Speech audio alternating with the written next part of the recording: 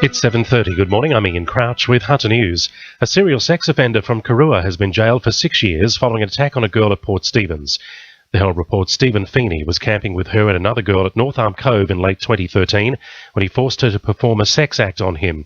Feeney had already served time behind bars for other sex offences, including sexually assaulting 3 girls in the 1990s. A Peak developer lobby group says record low vacancy rates for A-grade office space in Newcastle is a reflection of renewed investor confidence. More than 90% of the 11,000 square metres of office space which has come online in the past 12 months has been taken up.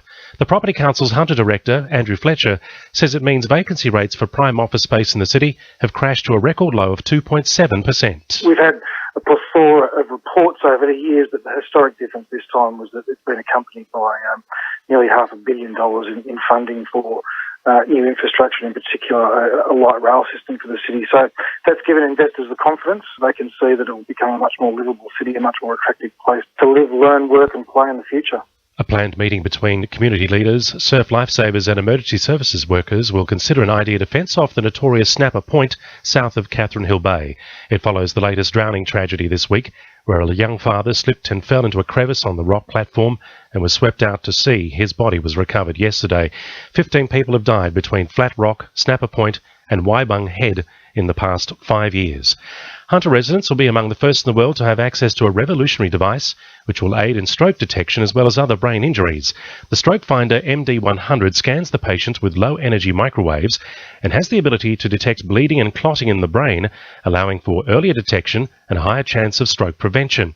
Hunter Medical Research Institute Director Professor Michael Nilsson says the device has enjoyed great success in Sweden, where it was developed. Currently, over 200 patients in Sweden have been involved in clinical trials, and the results so far are extremely encouraging, and the diagnostic accuracy is high.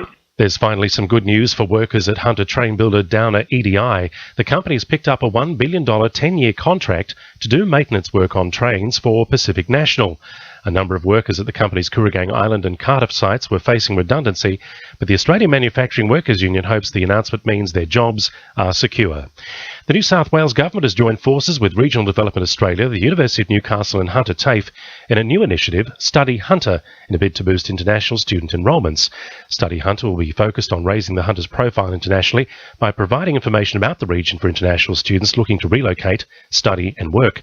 RDA Hunter CEO Todd Williams says it's hoped the initiative will grow and increase the diversity in the Hunter's workforce and economy. Study Hunter is about making sure that people know us around Australia and also internationally as a place for international students to come and live and work and study. One of the main outcomes that we're expecting is we want the Hunter to be known as one of the places in the top few of Australia. We're competing against Sydney and Wollongong, the Gold Coast.